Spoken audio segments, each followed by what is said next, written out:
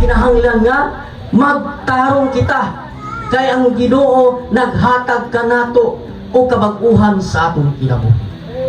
Nga kita gitawag kita aron maghiusa kaniya mga igsoon, pinaagi sa iyang paglansang sa krus.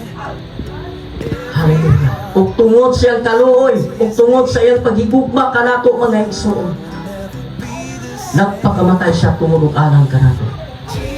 Hallelujah. Di ba? Kung atong pamalandungan mga igsoon, nga sa atong kinabuhi, dili angay unta nga atong ihatag sa mga kalibutanong mga buhat, nining kailibgon, nining mga kalibutanong mga igsoon. Gusto sa Ginoo nga ang atong kinabuhi andam kanunay nga moalagad kaniya, mo sakripisyo kaniya, ngadto lamang kaniya mga igsoon. Kay dinhi sa kalibutan, walay lain nga naghatag kanato og kagawasan kundi si Ginoong Kristo si mga igsoon.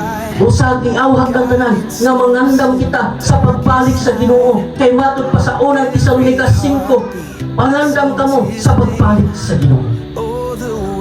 Mao ni gipadayag sa Ginoo kanako kaniha mga igsoon, nga ina ang imong mga kaigsuonan, nga mangandam kamo kay siya hapit na mo balik sa dili madugay.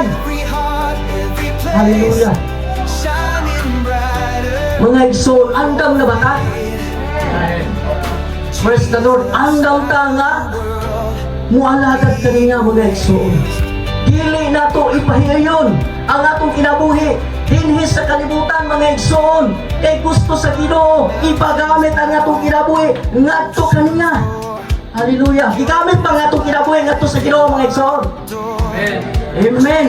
Ipagamit kay maunay gusto sa Ginoo nga kitang tanan magpabilin nga naa kaniya.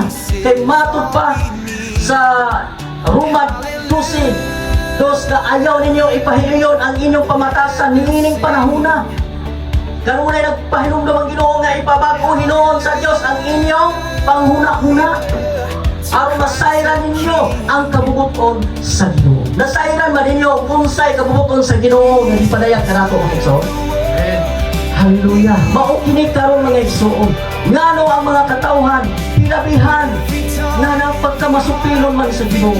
Nganong mibiya man tungod sa limbong sa yawa. Hallelujah. Nalimbungan ba ta mga igsoon? Noon, hindi na ngayon. Kaya man, sa diha-anaan nimo si Kristo sa imong kinabuhi, wala na'y diktar ang yawa sa imong kinabuhi. Kaya man, naa naman si Jesus sa imong kinabuhi. Palapakan na to ang buhay ng Diyos mga igsoon. Hallelujah. Diba?